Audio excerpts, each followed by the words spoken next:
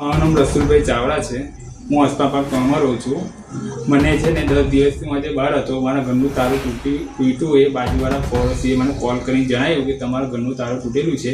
તો તાત્કાલિક હું વડોદરાથી વાગરા આવ્યો। વાગરા આવીને પહેલાં પોલીસને મેં જાણ કરી।